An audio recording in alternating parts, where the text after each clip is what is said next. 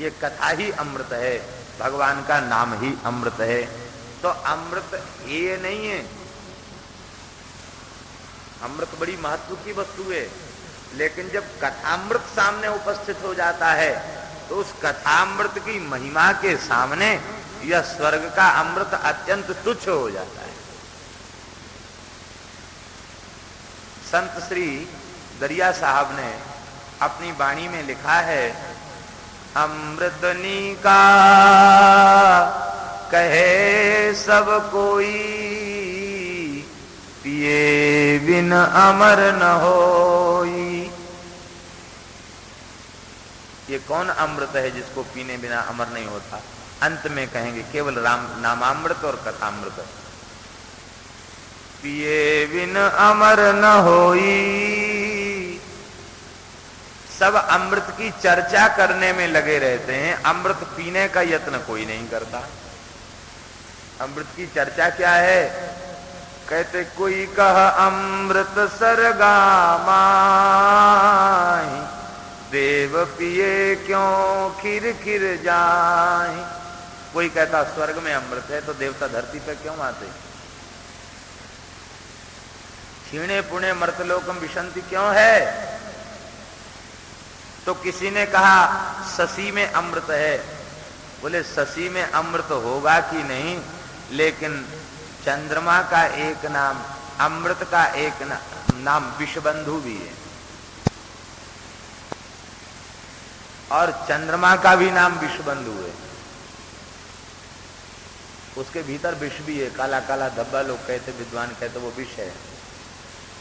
तो जिसने विष को अपने हृदय में बसा रखा उसमें अमृत कैसा?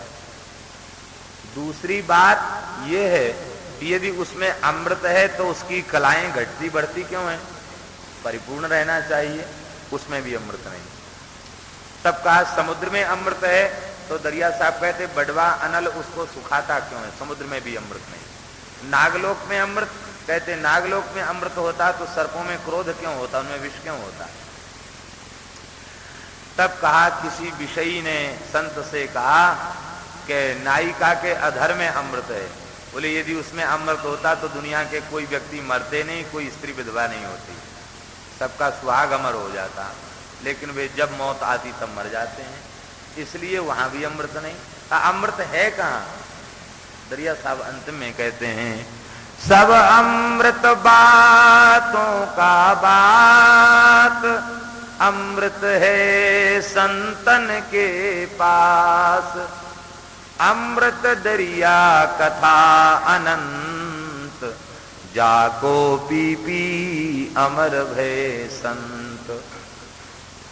इसलिए सब अमृत बातों का बात, सब बातों बातों का अमृत है, अमृत है संतन के पास। ये अमृत का कलश संतों के पास रखा हुआ है, किसी देवता के पास भी नहीं है। ये अमृत तो संतों के पास है। कौन सा अमृत? कहते अमृत दरिया कथा अनंत, जाको पी पी अमर भय संत। ये कथामृत, नामामृत, इसको पीकर ध्रुव प्रहलाद आदि कितने संत अमर हो गए, अविनाशी पद को प्राप्त हो गए, लेकिन इस स्वर्ग के अमृत को पीने वाला एक भी अविनाशी पद को प्राप्त भया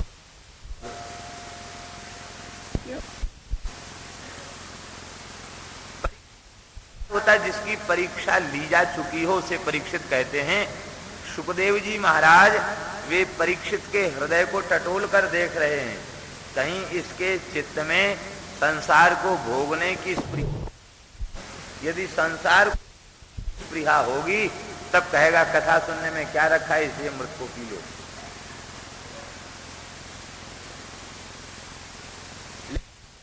हृदय पर दृष्टि जमा करके देखा तो परीक्षित की पर समझ में आई।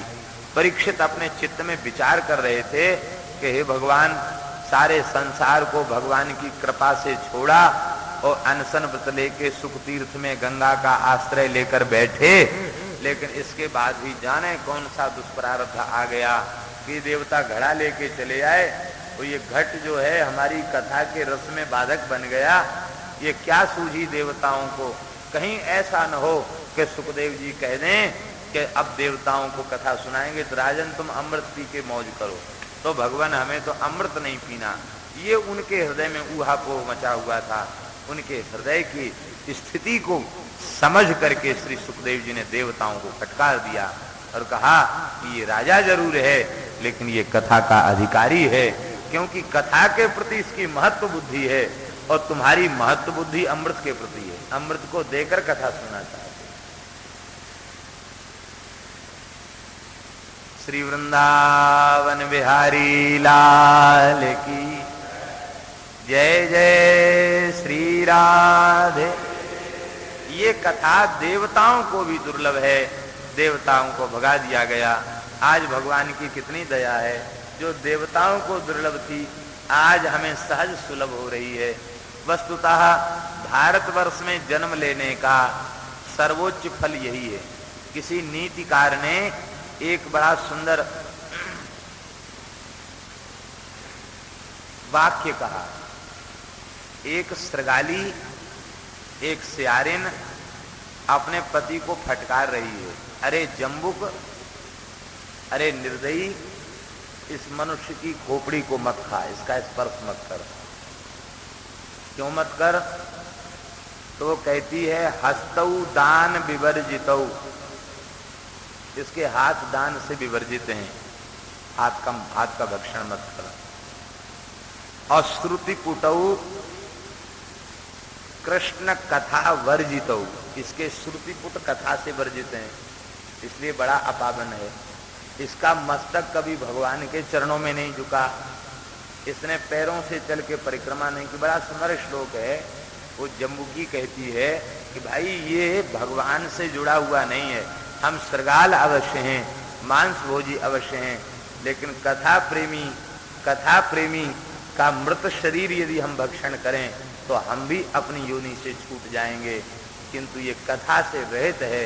वस्तुतः इस अंत में वह जम्बुकी अपने श्रृगाल पति को कहती है कि अरे तू कान खोलकर क्यों नहीं सुनता, हम और तुमने कथा नहीं सुनी थी इसलिए सियार बनना पड़ा। लेकिन धिक्कार है इस मनुष्य को, हमने कथा नहीं सुनी थी पूर्व जन्मों में, इसलिए हमको श्रृगाल बनना पड़ा, इस दूषित योनि में जाना पड़ा। किंतु धिक्कार है इस व्यक्ति को जिसने मनुष्य शरीर धारण करके भी कथा नहीं सुनी। कथा सुने बिना संसार के भोगों से वैराग्य संभव नहीं है, और जब तक भोगों से सर्वथा वैराग्य नहीं होगा तब तक भगवान के चरण कमलों में अनुराग भी संभव नहीं है। इसलिए कथा जीव के कल्याण का सर्वोत्कृष्ट साधन है। परीक्षित कथा श्रवण करके मुक्त हो गए और ब्रह्मलोक से जब परीक्षित भगवत धाम गए, क्योंकि भगवत धाम को जाने वाले भागवत संपूर्ण लोकों का अतिक्रमण करके भगवान के धाम को जाते हैं, तो ब्रह्मा जी को बड़ा आश्चर्य हुआ। युवावस्था में सर्प दंशन से इसका शरीर नष्ट हुआ, फिर भी ये भगवत धाम जा रहा है।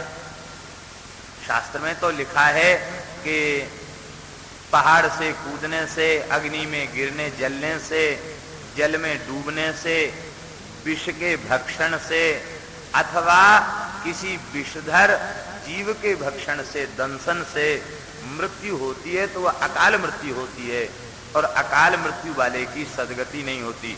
उसके लिए शास्त्र में तमाम विधियां हैं, भागवत कराओ, नारायण बलि करो, ये करो, त्यो करो, तमाम तरह की विधियां हैं उसको योनि से छुड़ाने के लिए। अकाल मृत्यु को प्राप्त जीव के लिए नारायण बलि होनी चाहिए, शास्त्र निर्देश करता है। इसके लिए कोई बलि नहीं भाई, सीधे भगवत धाम चला गया, ये क्या बात। इसका तात्पर्य है कि भागवत की बड़ी अद्भुत महिमा है। तो ब्रह्मा जी ने अपने विवेक रूपी तराजू पर, बुद्धि रूपी तराजू पर, एक पल्ले पर संपूर्ण वेद शास्त्र पुराण को स्थापित किया, एक पल्ले पर श्रीमद् भागवत को विराजमान किया। तो लघुनि अन्यानि जातानि गौरवेण इदम महत्, भागवत के समक्ष संपूर्ण साधन अत्यंत लघु हो गए और ये महा महा महिमामय सर्वोत्कृष्ट सिद्ध हुआ। बोलो श्रीमद् भागवत महापुराण की। ये श्रीमद् भागवत की कथा सनकादिकों के द्वारा श्री नारद जी को श्रवण करने का अवसर प्राप्त हुआ। यह सुनकर के सूत जी या शौनक जी आनंद में भर गए। वे यद्यपि जानते हैं सारी बातों को, लेकिन उत्तम कोटि के श्रोता का लक्षण यही है कि वह जानकार होते हुए अज्ञानी के समान प्रश्न करे, क्योंकि कृष्ण कथोदयम, कृष्ण कथोदयम, भगवान की कथा प्रकट होती है, भगवान की भक्त की चर्चा प्रकट हो, इसलिए वो प्रश्न करे, प्रश्न की विधि है। शौनक जी ने कहा कि भगवान नारद जी लोक विग्रह से मुक्त हैं,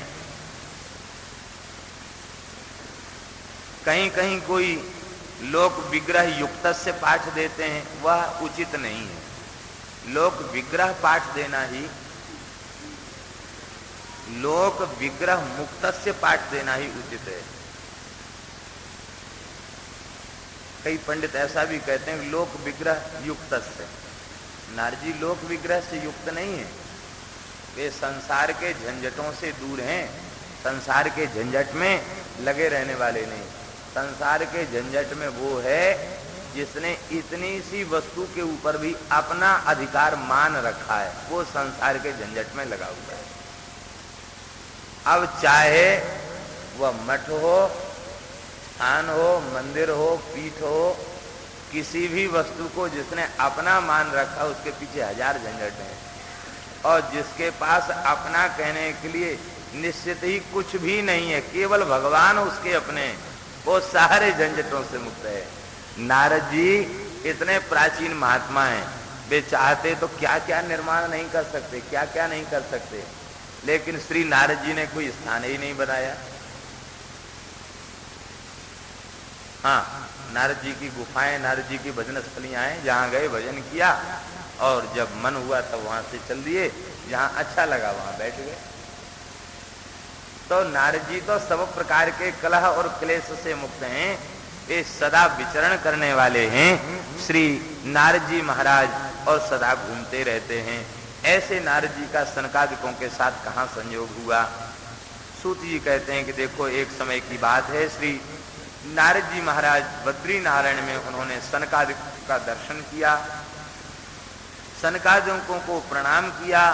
सनकादिकों ने नारद जी से पूछा, हे देवर्षि नारद, तुम भगवान के भक्त होकर अत्यंत उदास दिखाई पड़ रहे हो, संसार के लोग उदास और दुखी दिखाई पड़ते हैं, आप जैसे महात्मा उदास नहीं होने चाहिए, दुखी नहीं होने चाहिए, और आप तो इतने उदास दिख रहे हो, गत वित्त यथोजन, जैसे किसी लोभी व्यक्ति का धन छिन जाए और उसका मस्तक श्रीहीन हो जाए, वो एकदम चिंता अवसाद विषाद से घिर जाए, ऐसे ही तुम्हारा मुंह दिखाई पड़ रहा है। ये क्या कारण है? आप जैसे मुक्त संग को, आसक्ति शून्य पुरुष को इस प्रकार की अवस्था में देखकर हमें बहुत अच्छा नहीं लग रहा है, ये उचित नहीं है आपके लिए, ये क्या कारण है? नारद जी बोले, हमारे कष्ट का कारण कोई व्यक्तिगत कारण नहीं है, सार्वभौम कष्ट का विचार करके ही हमारे चित्त में कष्ट उत्पन्न हुआ। यह है संत की विलक्षण दया। स्वतंत्र उनके पास कोई दुख नहीं है, वे जीवों के कष्ट को देखकर दुखी हो जाते हैं।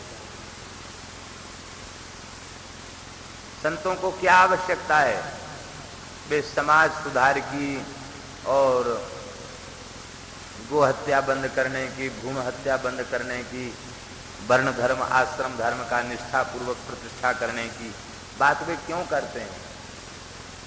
कई बार लगता है सीधे सीधे राम जी की कथा कहना चाहिए, क्या क्या प्रसंग ले लिया, क्या बात कह रहे हैं, कई बार समझ में आ भी जाता है, लेकिन नहीं, वस्तुतः वे मुक्त हैं, लेकिन संसार की दशा देख करके उन्हें बड़ी दया आ जाती है, और वे दयार्द होकर के अपने हृदय को उद्गार करते हैं। वे सोचते हैं ये भगवान के जीव हैं, ये भगवान से विमुख होकर कैसे कैसे पाप कर रहे हैं, ये किसी भी उपाय से भगवान से जुड़ जाएं, किसी भी उपाय से पाप से मुक्त हो जाएं, तो संसार के दुख से भगवान के भक्त दुखी होते। कबीर जी ने अपने वाणी में कहा है कि साधु का दुख दूना,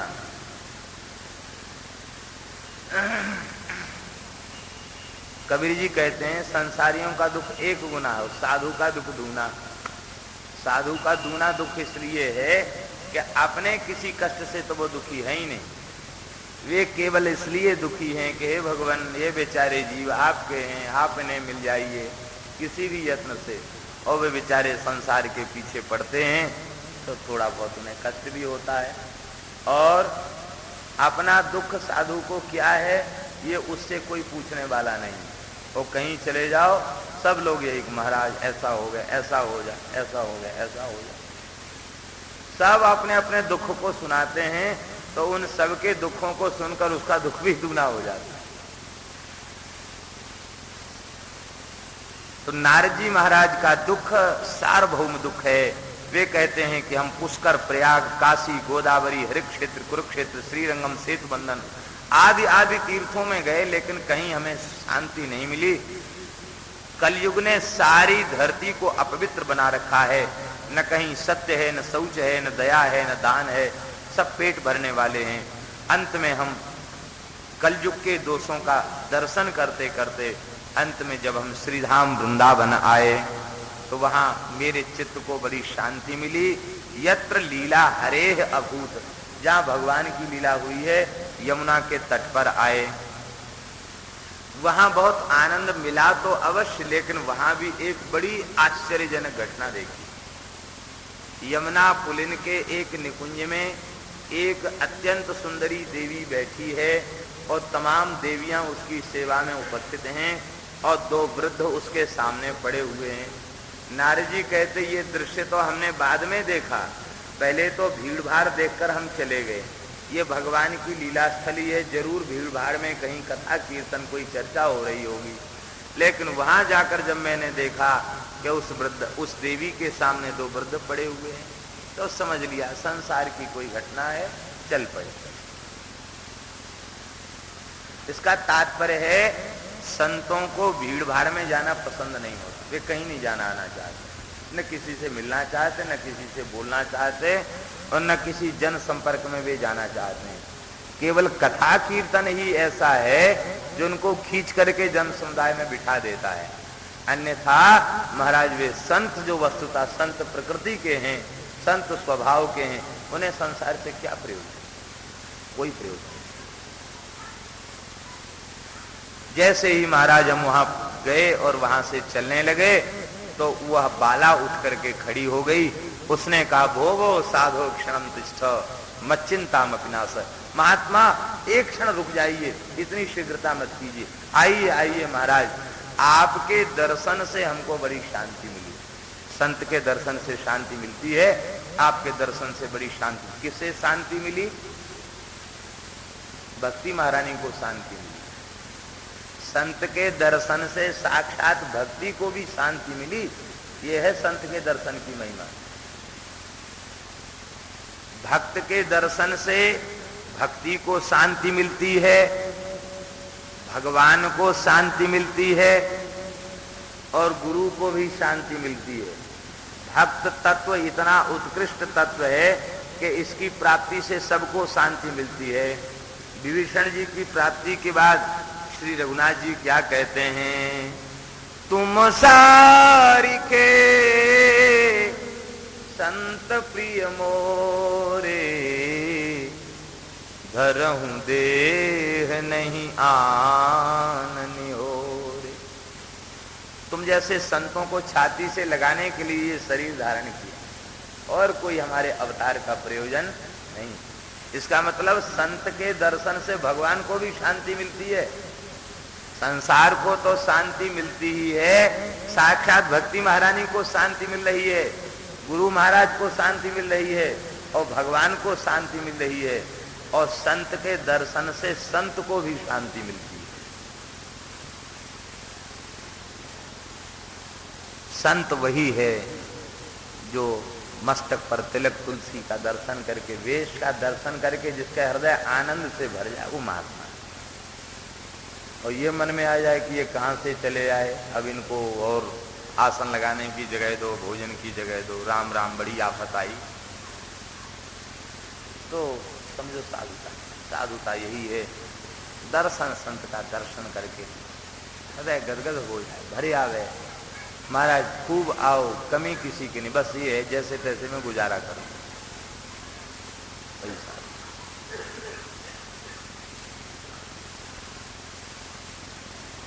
आपका परिचय क्या है, आप कौन हैं, ये देवियां कौन हैं, ये वृद्ध कौन हैं, अपने दुख का कारण बताओ। उसने कहा मेरा नाम है भक्ति,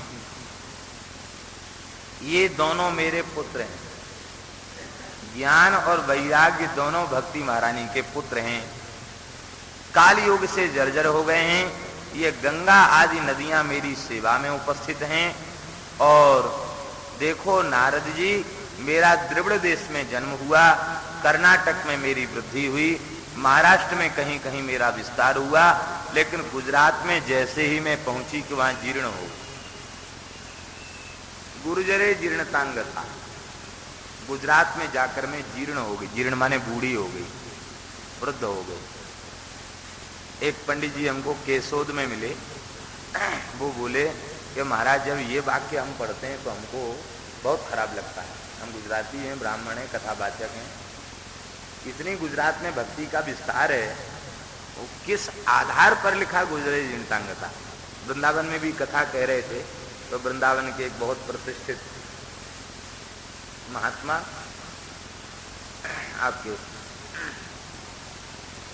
श्री गोविंद नारायण जी महाराज, वे भी बोले कि ये शरीर गुजराती है और ये किस आधार पर लिखा, आप बताइए। गुर्जरे जीर्णतांगता, गुजरात तो भक्ति की भूमि है, संतों की भूमि है, गुजरात में कैसे भक्ति जीर्ण हो गई। सबसे पहली बात तो ये शंका ही नहीं होनी चाहिए। इसलिए शंका नहीं होनी चाहिए कि यदि उसका एक अंश असत्य है तो सब असत्य है। ऐसा नहीं है कि जितना हमारे मन को अच्छा लगता वो ठीक है, और जो अच्छा नहीं लगता उसको हम कह दें कि प्रक्षिप्त है, ये गलत है। उसको समझने का प्रयत्न करें, उसकी कोशिश करें समझने का। भक्ति महारानी ने सत्य कहा कि गुर्जरे जीर्णतांगता, गुजरात में बूढ़ी हो गई, और इसका प्रमाण नाभा गोस्वामी जी की वाणी में प्राप्त होता है। गुजरात की दशा क्या थी नरसिंह जी के अवतार के पहले? श्री नाभा जी कहते हैं, महास्मारत लोग भक्ति लवलेश न जाने, माला मुद्रा देखी तासु की निंदा ठाने। कैसे थे? माला देखकर, मुद्रा देखकर कि निंदा ठान देते। ठान देना और करना, इसमें बड़ा अंतर है। करना तो यह है कि आया संग प्रसंग आया, निंदा कर दिया। ठान देने का मतलब अपने सारे काम छोड़कर उसी में लग जाना। बस इतनी निंदा करते वैष्णव की, इतनी निंदा करते, जब तक वो गुजरात की सीमा से बाहर नहीं भाग जाता तब तक उसके पीछे ही पड़े थे। और उनमें सब में वो रहता था। हमने इस गांव से भगाया और दूसरे गांव में कोई सज्जन है, वो निंदा करके तीसरे से चौथे में महाराज सासू की निंदा की। इस दशा को देखकर नारद जी की प्रेरणा से नरसिंह जी प्रकट हुए। ऐसे कुल उत्पन्न भयो भागवत शिरोमणि, ऊसर ते सर कियो खंड दो सही खोयो जनी। उस ऊसर भूमि को सर माने उपजाऊ बना दिया, अर्थात अब उसमें कोई उत्पन्न होगा तो भक्त उत्पन्न होगा। इसका तात्पर्य है कि हम लोग तो भाई संतों की वाणियों को प्रमाण मानते हैं, परम प्रमाण मानते हैं, वेद के तुल्य प्रमाण मानते हैं संतों की अनुभव वाणी को, क्योंकि वे उनकी समाधि भाषा है। तो वे कहते हैं कि 500 वर्ष पहले का ग्रंथ तो कम से कम भक्तमाल है ही है। तो उसके पहले ये दशा थी, ये बात नाभाजी स्वीकार करते हैं। लेकिन नरसिंह जी के प्रादुर्भाव के बाद तमाम संतों का फिर प्रादुर्भाव हुआ और वो श्री कृष्ण भक्ति का अतिशय प्रचार हुआ और फिर बड़े बड़े संत वहां पहुंचे। तो इस प्रकार से फिर बाद में भक्ति का प्रचार प्रसार विस्तार हो गया। लेकिन इसके पूर्व में ये दशा थी। इस बात पर अविश्वास करना उचित नहीं है, ये बात समझना चाहिए कि ठीक है।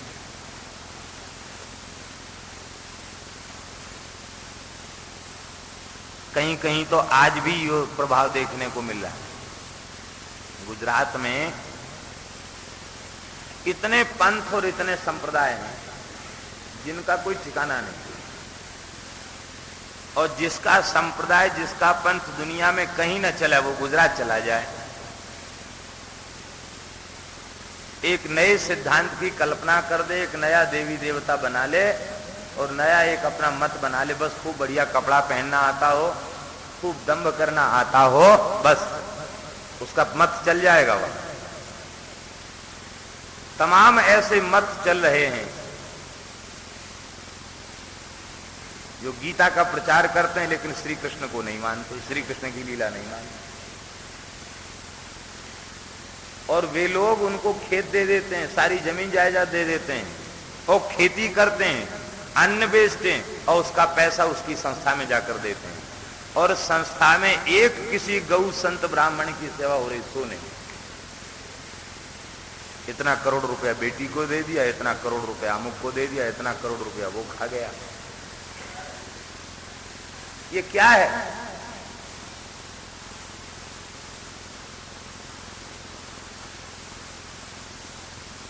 ऐसे ऐसे मत चल रहे हैं जो वे कहते हैं भाई देखो हमारा जो बन गया ना, वो दूसरे को तुमने यदि पानी भी पिला दिया ना तो तुम धर्म भ्रष्ट माने जाओगे।